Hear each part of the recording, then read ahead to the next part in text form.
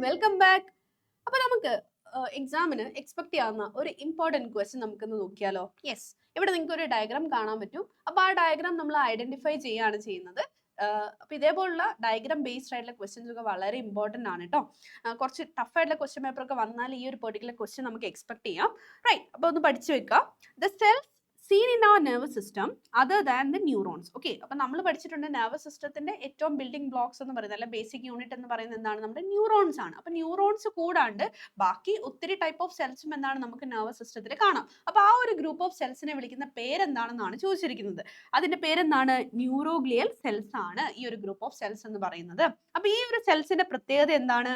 ഇവർക്ക് ഡിവൈഡ് ചെയ്യാൻ പറ്റും. പക്ഷെ എന്താണ്, ഇവർക്ക് നമ്മുടെ ന്യൂറോൺസ് സ്റ്റിമുലസ് റിസീവ് ചെയ്യുന്ന പോലെ സ്റ്റിമുലസിനെ അല്ലെങ്കിൽ ആവേഗങ്ങളെ റിസീവ് ചെയ്യാനോ അതിനെ ട്രാൻസ്മിറ്റ് ചെയ്യാനോ പറ്റത്തില്ല. ഓക്കെ, പിന്നെ ഇവരുടെ പ്രധാനപ്പെട്ട റോൾ എന്താണ്?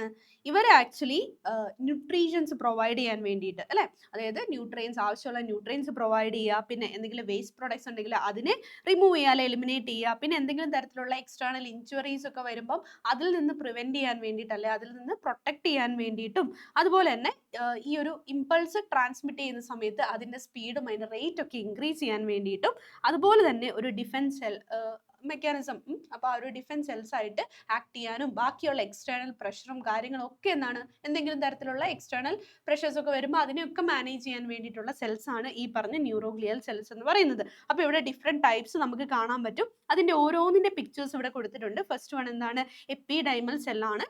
പിന്നെ എന്താണ്? ഒളിഗോഡെൻഡ്രോസൈറ്റ് ആണ്, അതാണ് B. Okay, and next one microglial cells, പിന്നെ ഷ്വാൻ സെൽ, ഈ പുറത്തൂടെ കാണുന്നതിനെ നമ്മൾ ഷ്വാൻ സെൽസ് എന്ന് വിളിക്കുന്നു. And next it is astrocyte. Okay, അപ്പൊ ഈ ഓരോ സെൽസും അതിന്റെ പിക്ചറും നിങ്ങളൊന്ന് പഠിച്ചിരിക്കുക. ഓക്കെ, അപ്പൊ ഇവിടെ നമുക്ക് കാണാം ന്യൂറോഗ്ലിയൽ കോശങ്ങൾ എന്നാണ് നമ്മൾ ഇവരെ വിളിക്കുന്നത്. ഇവർക്ക് എന്താണ്? വിഭജന ശേഷിയുണ്ട്. പക്ഷെ അതേ സമയത്ത് ഇവർക്ക് ഉദ്ദീപനം സ്വീകരിക്കാനോ അല്ലെങ്കിൽ സന്ദേശത്തെ പ്രസരിപ്പിക്കാനോ അല്ലെങ്കിൽ മെസ്സേജ് കൈമാറ്റം ചെയ്യാനോ ഇത് പറ്റത്തില്ല. പക്ഷെ പോഷണം നൽകുന്നത് ഇവരാണ്. ഓക്കെ, അപ്പൊ ഇത് നിങ്ങൾക്ക് മനസ്സിലായെന്ന് വിചാരിക്കുന്നു. ഇതുപോലെ ഇമ്പോർട്ടന്റ് ക്വസ്റ്റ്യൻസ് ഒക്കെ ആയിട്ട് നമുക്ക് വീണ്ടും കാണാം. So thank you.